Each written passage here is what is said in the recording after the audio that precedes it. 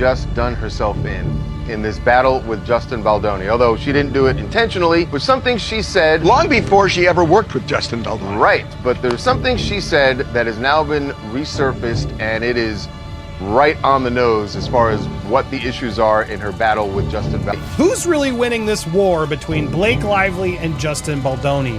The powerful smear machine is still going, but what's really crazy is this new person she hired. We got a lot to discuss. Looks like Blake Lively's lawyer made a quick exit once Justin Baldoni's team dropped some game-changing evidence. Word on the street is that the moment Blake's lawyer caught wind of the bombshells coming from Justin's camp, they wasted no time backing out, almost as if they couldn't get out of there fast enough. It's no surprise, though, no lawyer wants to risk their reputation defending a case that's built on shaky ground. Going to sue Blake Lively too? Into oblivion, Megan. Wait till you see this lawsuit. It's all going to be based on evidence. It's not going to be just a lawsuit. It's going to be the kind of lawsuit that is full of evidence, admissions, documents, which prove exactly what she did and how she bullied her way through the process to take over the movie. Blake allegedly didn't just manipulate the media and twist facts in her lawsuit, she also misled her own lawyer about some key details, putting them in an incredibly tough spot. But that's not all. Reports say she went as far as insulting her lawyer, questioning their skills, and even tried to avoid paying them. Imagine treating the person who's supposed to defend you in court like that. It's hard to make sense of. Now, let's break down the drama. After Blake filed her questionable lawsuit against Justin, with major outlets like the New York Times seemingly backing her, she probably thought she had already won. Her lawyer, Meryl Konensky, likely thought the same, until Justin's team unloaded a mountain of evidence that completely demolished her claims. Once the truth came out, the public turned on Blake and her husband, Ryan Reynolds. But behind the scenes, things were even worse. Trust me, the twists in this case are wild. Konensky reportedly quit after realizing the case was full of holes and had no chance in court. But what really pushed her to the edge? How Blake allegedly treated her during the defense process. A couple days ago, William Morris's CEO, Ari Emanuel, made it seem like a moral act of loyalty, like that exists in Hollywood. He heaped praise on Ryan and Blake as soulfully beautiful people, flawless really. He mocked Baldoni in the process. He said, it's an effed up bad situation with what Baldoni, whatever his name is doing. Now, he said Lively and Reynolds are good people. They've been in the business for decades and have never had any bad press about them, and all the people that work with them like them. Okay, At this point, everyone knows Blake has earned a reputation as the mean girl of Hollywood. For some strange reason, almost everyone who's worked with her has a bad or odd story about their time together. Every resurfaced interview seems to show her making snarky or outright rude comments, and honestly, it feels like her career is nothing more than a collection of burned bridges. Initially, when clips of Blake being nasty started circulating, her team tried to do damage control, claiming, "Oh, Blake has an unusual sense of humor that not everyone gets, or she's actually super shy, and her jokes just come out wrong." But let's be real, you can only hide behind that excuse for so long. It eventually became clear that Blake isn't just misunderstood, she's a grown woman lacking self-awareness and emotional intelligence. The truth always comes out sooner or later, and now it's impossible to hide her true colors. First of all, congrats on your little bump. Congrats on your little bump. What about my bump? You've got two nice ones. And they are kind of bumps, aren't they? No, not bumps. The lovely lady lumps. Check it out. Thank you, thank you. Are you you like the movie? Are you a Woody Allen fan? I love most of his movies, and this one was so visually amazing. Yeah, it's gorgeous. Did you guys love wearing those kind of clothes that you? Yeah. Yeah. And working in digital. Everyone wants to talk about the clothes, but I wonder if they would ask the men about the clothes. I would. How do you even explain this one? In an interview, Blake was asked how fans should approach her if they wanted to talk about sensitive topics like sexual assault and domestic violence, issues they connected with through Lily's story in the movie. Instead of responding with empathy, she made a sarcastic joke about location sharing. Seriously? Of all the things to say in that moment, That was her response. Run into a celebrity in public, we only have a few moments to maybe speak with you guys, but for people who see this movie, who relate to the topics of this movie on a deeply personal level, they're really going to want to talk to you. This movie is going to affect people, and they're going to want to tell you about their lives. So if someone understands the themes of this movie, comes across you in public, and they want to really talk to you, what's the best way for them to be able to talk to you about this? How would you recommend they go about it? Like asking for like my address or my phone number or like my location share. Or I could just location share you, and then we could I'm just curious about social security number. I'm a Virgo, so I'm like, are we talking logistics? Are we talking... Even her co-star couldn't hold back their disgust, rolling their eyes and looking utterly appalled when Blake made that comment. But honestly, what else do you expect from someone who's openly called her co-stars monkeys and mocked Leon Mia for being born in prison? Yes, that happened. During the Gossip Girl press tour, Blake shamelessly used Leighton's past as a punchline for her poorly timed jokes. Classy, right? Recently saying that Leighton and I were frenemies, and it's frenemies. Is that the new term, frenemies? Yeah, we're friends, but we're also enemies, and it's really strange because they always want to pit women against each other. You don't hear about like Penn and Chase hating each other and being jealous and competitive.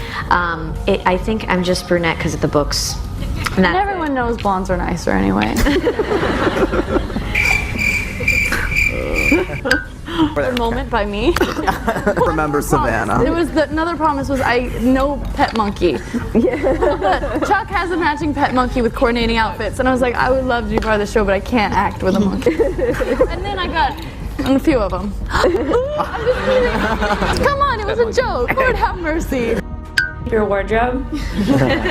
That is important. Very good. It's very important. This is wardrobe. This is wardrobe. This was on the return rack. I think it was hers. So I had to go and like slip them cash to wear it today. Blake bringing up Leighton's past wasn't shocking. Leighton herself had talked about being born in prison before, but what was surprising was Blake acting like it was her right to make it a joke. Turns out, Blake had been mean to Leighton throughout their entire time working together.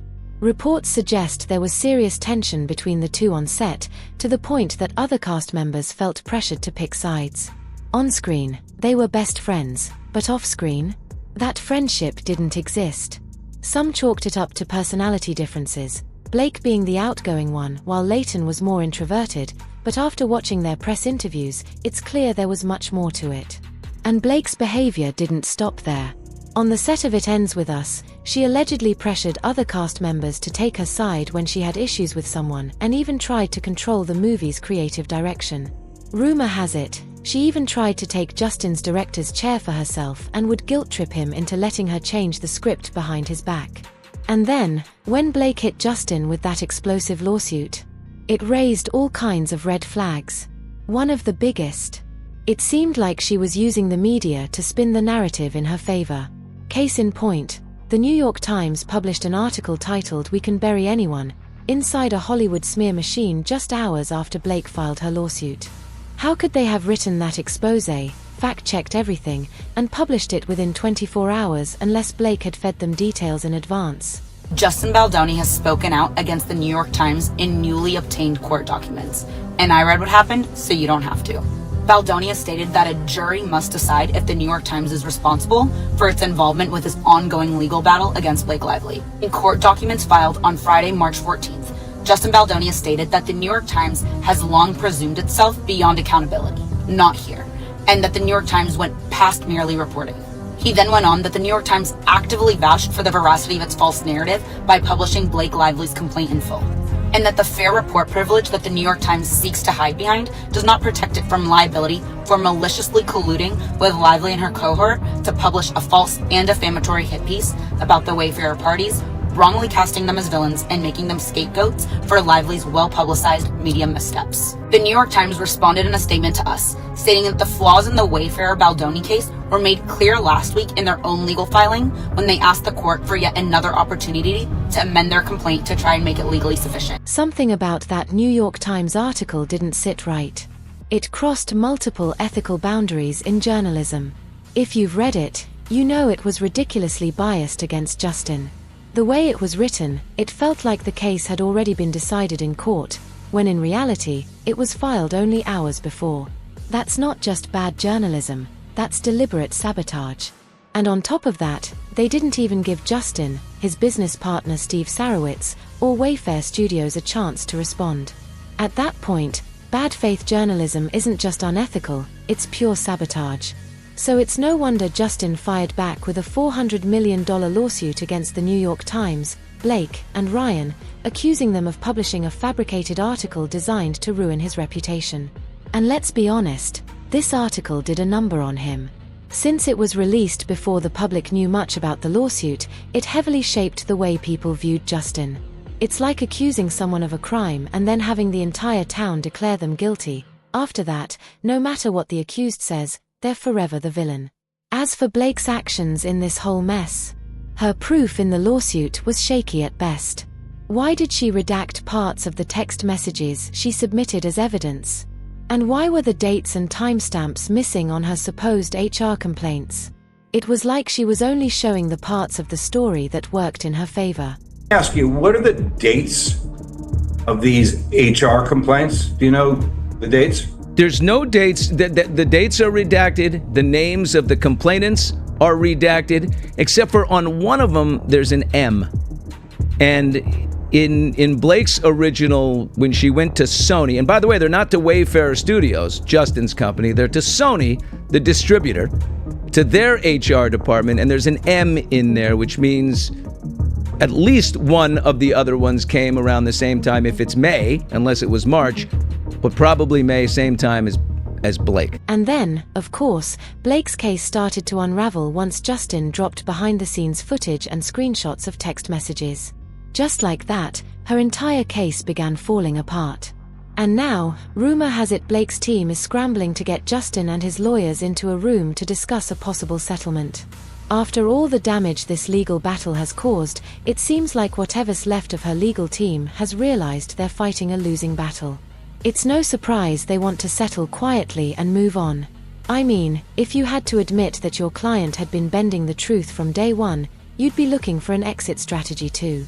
I looked through every document, every email, every text message, listened to stories, listened to the history of what he's been through, listened to voice notes, and really try to evaluate the strength of the defense of the case. And frankly, in this case, the strength of his claims. And like a lawyer is obligated to do, really want to make sure that I go through, as much as possible to really understand what exactly happened, or at least what it seems like happened. But here's the kicker. Justin's lawyer, Brian Friedman, isn't even considering a settlement. It's not an option, not on the table, and certainly not something they're willing to entertain.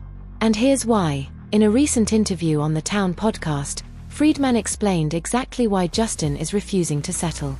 According to him, Blake's accusations have caused serious damage, not just to Justin's reputation and finances, but also to his mental and emotional health, and even to his family. This isn't some Hollywood drama that can be wrapped up with money. Too much is at stake, and too much harm has already been done. Friedman even asked the tough question, what amount of money could actually undo the damage? Can you even put a price on the harm that's been done to Justin, his family, and his career because of Blake's allegations? For Justin, the only way to seek justice is to take this fight to court. He wants a jury to hear both sides and decide for themselves who's telling the truth and who's running a smear campaign. Brian Friedman rips into Ryan Reynolds and his motion to dismiss. I was waiting for Brian Friedman's response to Ryan Reynolds now wanting out of the lawsuit, and we finally got it. Friedman told TMZ Mr. Reynolds' exploitation of his enormous power in Hollywood continues, this time arrogantly asking to be dismissed from the case despite his publicly documented involvement extending far beyond just being a supportive spouse.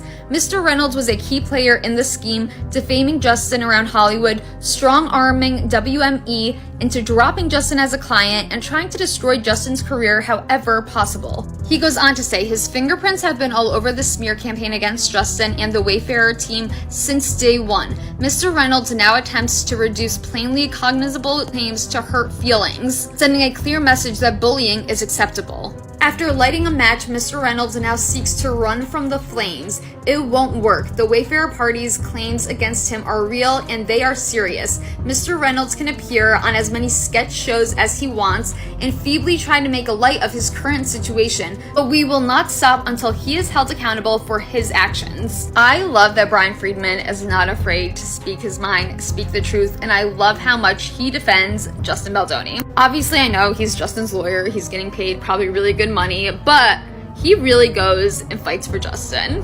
And I agree with every single word that he said. So, what do you think? Will Blake be able to find another lawyer willing to take her case, or is this the end of her legal battle with Justin? Drop your thoughts in the comments, and don't forget to check out our next video.